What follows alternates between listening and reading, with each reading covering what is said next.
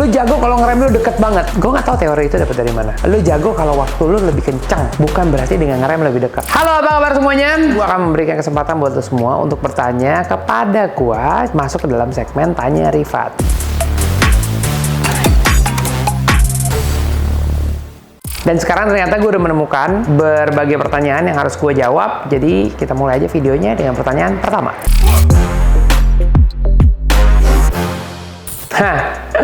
Kapan turun gunung lagi?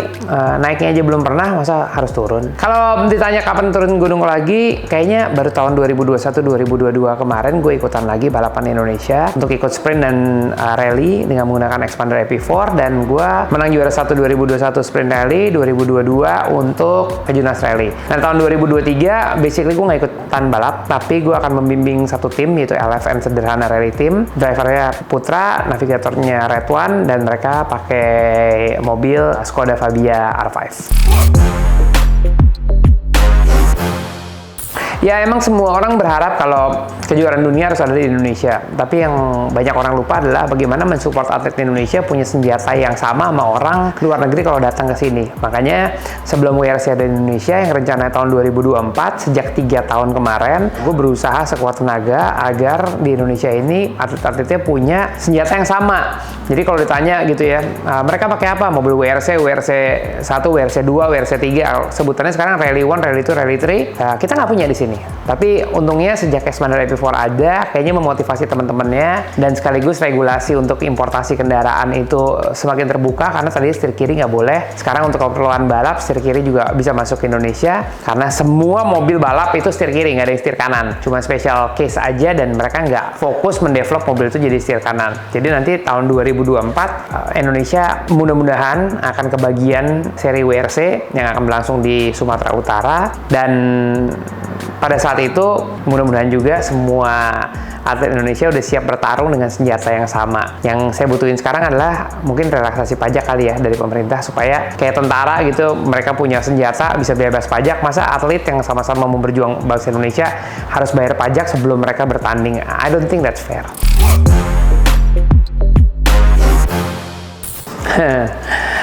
Indonesia berpotensi untuk punya driver F1 lagi atau enggak? Itu pertanyaan yang cukup tricky, karena di dalam industri F1 itu driver-driver itu datang berdasarkan pilihan. Ya mungkin mereka datang, ada yang bawa uang, ada yang bawa sponsor, ada ya juga sebagian besar itu pilihan. Dari segala macam jenis kendaraan open wheeler gitu ya, atau single seater, kursi F1 itu cuma 22. Jadi artinya perbandingannya sekian puluh ribu bandingin 22 seat only.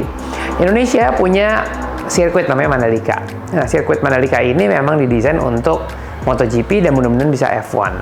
Yang perlu dijadi perbandingan utama adalah di luar negeri, itu balapannya satu minggu mungkin ada 10 balap di minggu yang sama, dan mereka siap dengan open wheeler, jadi Formula 4, Formula 3, Formula 2, Formula 1. Di sini mobil balapnya nggak ada. Gimana kita mau berharap Indonesia punya pembalap F1? Ya mungkin kita desain negara ini sebagai penonton kali ya.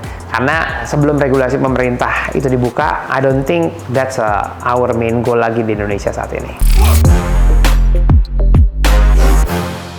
Iya, emang rally di aspal sama di gravel tuh beda total. Itu gue pelajari tahun 2013 waktu gue ikut WRC. Pertama kali juga gue ikut rally aspal yang sebenarnya. Karena kalau di Indonesia dulu pernah ada rally aspal, tapi kita naik mobil yang seadanya gitu ya.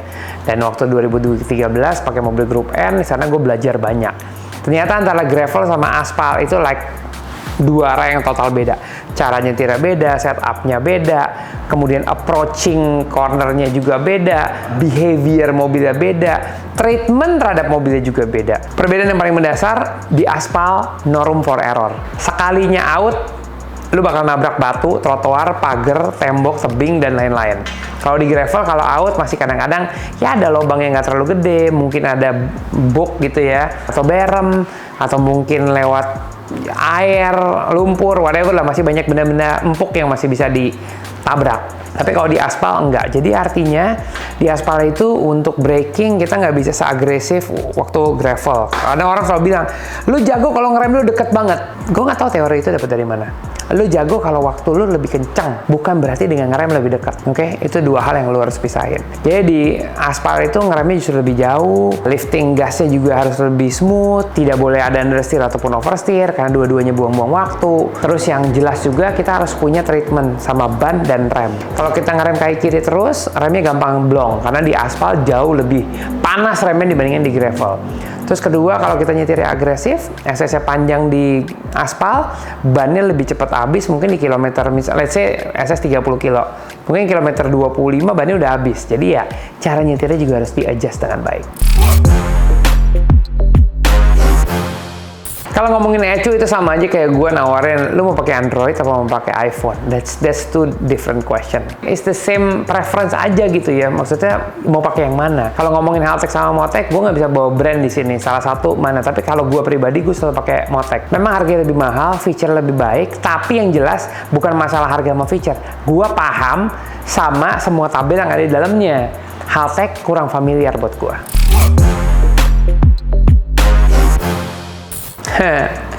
Emang sekarang Indonesia tuh lagi struggling masalah speed off-road. Yang dulu pesertanya ada 200, sekarang pesertanya nggak nyampe 50. Jadi kalau mobil seperti itu harus ikut tiba-tiba di dalam sebuah kejuaraan, kayaknya nggak fair juga. Kecuali temennya dia ada banyak, ada 10, ada 15, kayak zaman dulu. Karena kompetisinya kan jadi seru. Kalau sekarang gue tiba-tiba datang pakai Mr. Fox, dan gue harus melawan mobil-mobil yang tidak sekelasnya, buat apa gitu? Karena kalau gue ikutan balap tuh, gue bukan nyari gue bisa nyetir atau enggak gitu. Tapi gue harus mencari sparring partner yang oke, kompetisi yang kompetitif, bukan yang gampang menang, dan juga environment atau atmosfer kompetisi yang memang membuat semua orang tuh tidak terintimidasi dengan kedatangan kendaraan yang memang superior dibandingin yang lain. Jadi ya kalau tanya kapan mau ikutan, nanti kalau teman-teman yang lain ikut, gue ikut.